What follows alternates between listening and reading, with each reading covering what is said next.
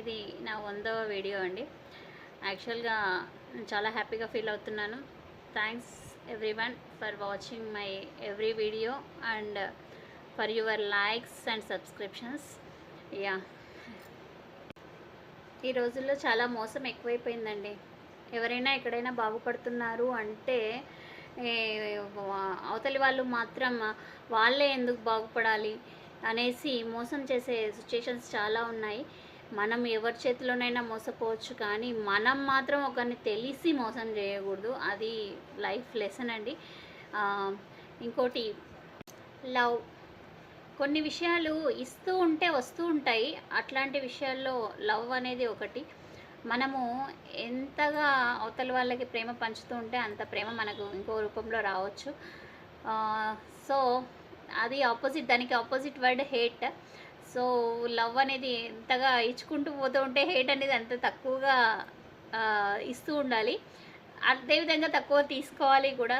So love and hate are opposite words. అలాగే లైఫ్లో కూడా మనము అందరినీ అదే ఆధారంతో చూస్తూ ఉంటే మనకు కూడా అదే ఆదరణ వస్తూ ఉంటుంది.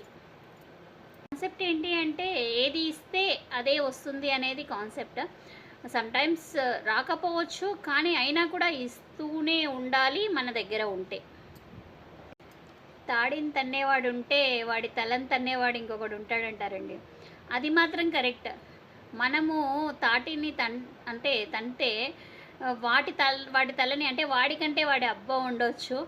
కాబట్టి కొన్ని విషయాల్లో అమాయకులని మోసం చేయకుండా ఉండడం మంచిది. మోసం చేసిన వాడు ఖచ్చితంగా ఇంకొకరి చేతిలో మోసపోతాడండి.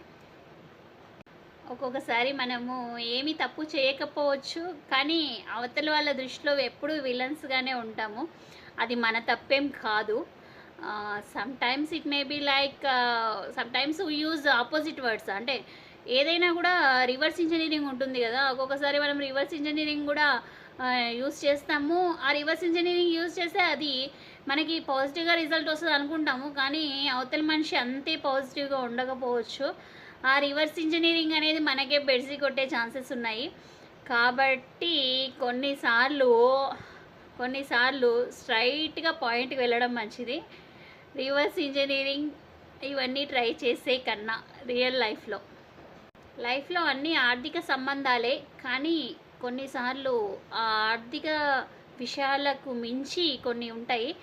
వాటిని మనము ఎప్పటికీ కాపాడుకోవాలి లైఫ్లో. ఆర్థిక సంబంధాలు ఒకటే సంబంధాలు కాదు, దానికి మించిన సంబంధాలు ఉంటాయి. కాబట్టి మనము